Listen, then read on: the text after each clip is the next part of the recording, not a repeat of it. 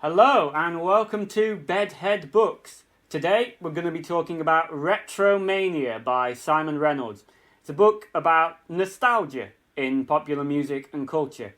Now I will address the elephant in the room, which is that this book was published in 2011. So I am now here in 2020 talking about a book from 2011 about living in the past. And the irony of that is not lost on me, believe me when I say that. But it was in the reference section of a book I was previously reading, and so this is my first encounter with it this year. So Reynolds begins by talking us through the heritage and the celebration industry. So Rock and Roll Hall of Fame and its, various awards and honorific titles. Museums such as the UK Music Experience and the part that fashion and style play in preserving these past cultures. Because we need, obviously, in museums, we need a visual aid to put us in that era rather than just a musical aid.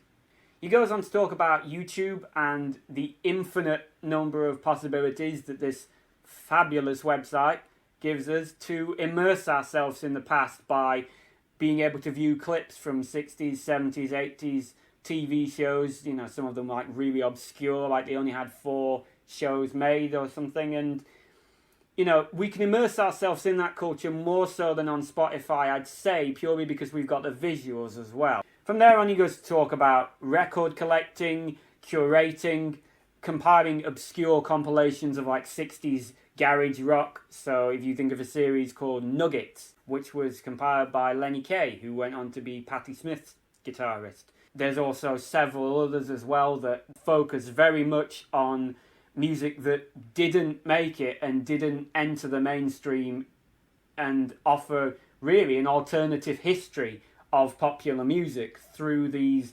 compilation releases. Now, as the book was written in 2011, Reynolds does not really touch on Spotify all that much because really it was only just sort of getting going and gaining momentum about that time. But he does talk about iTunes and the iPod, which does have that similar principle of, you can pick and choose of what you listen to, compile your own playlists. Now, of course, with Spotify, it is no longer limited to something that you own a copy of. You own the subscription to Spotify and everything is out there in this massive cloud of music and it belongs to everyone. And maybe it should be that way. When I first came across Spotify in 2009, I didn't think very much of it. I'd obviously heard the stories about its low royalty rate, and I know it's still flawed, and I still meet people who don't like it. But as a consumer of music, it is fantastic because you can access anything and everything that you want. Yeah, you could probably think of something that isn't on there, I'm sure. But really, within a 5-second search, you can find something that previously you would have had to spend like 5 days trawling the record shops looking for. So it is much, much better for that. And I mean, there's always been this tussle of legitimacy between new platforms of distributing music and the record companies themselves. Back when Napster existed, they had the fullest of intention to partner with the record companies and make the enterprise legitimate. But the record companies didn't want to know. They sued Napster, closed them down, and that let the cat out of the bag because people realised that they could get music in this compressed, condensed form of an MP3, and by the time iTunes came along, it was arguably a little bit too late, and really the record companies, you could say, have been playing catch-up ever since then. So these platforms, iTunes, Spotify, they were never created to take down the music industry. They were created to assist and to help. But like I say, I know Spotify does still have its flaws and its problems. Now, an interesting concept in this book that was really my introduction to it, as I say, it was referenced in another book, which is a concept known as hauntology. The idea behind this concept is that by taking samples of old records, you are reviving and resuscitating something. You're bringing something out of its fixed state, almost like bringing something back from the dead. And especially in the case of old recordings of blues singers and obscure hits from like the 50s and 60s, you can bring those clips back and you can effectively make the dead sing a new song.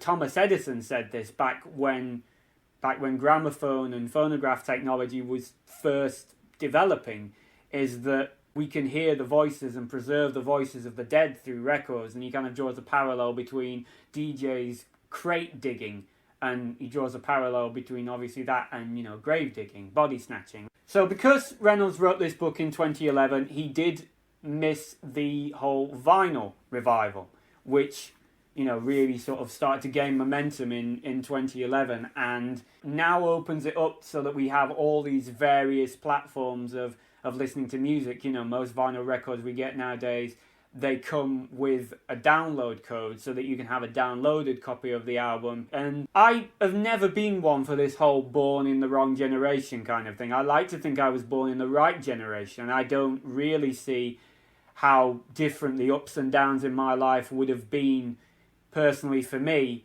had I been born in the 70s rather than the 90s. By doing that, by going back and placing yourself in a different generation, you're cutting yourself off from all these different ways of consuming music. You can listen to a vinyl record all the way through with one artist if you want to. You can listen to a playlist of all different artists and genres if you want to. It's all there, and I don't see why you would cut yourself off. So that's why I don't fully agree with the term and the concept. And the technology has got better and better and better. Vinyl records are now made with 180 grams of vinyl as opposed to 90 grams of vinyl. And these forms of technology did not disappear totally when the new one came along. CD didn't kill vinyl. Downloads didn't kill CDs. They just depleted the popularity of them, but they are still here if people want them.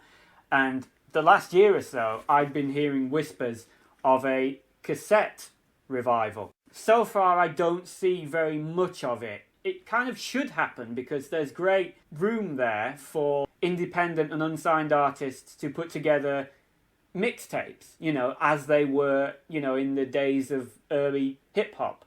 They can actually put those mixtapes together, take them to their gigs, distribute them that way so that they have a physical product. We've just got everything now, and we can put everything into this melting pot and see what comes out. So this book does provoke a lot of discussion, I have to say. There's a couple of portions in the book where Reynolds does lose me a little bit, and there's a little bit of fluff. But for the most part, this book is very enjoyable. So I'm going to give Retromania by Simon Reynolds a 6 out of 10. Thank you very much for watching, and remember, don't judge this book by its cover.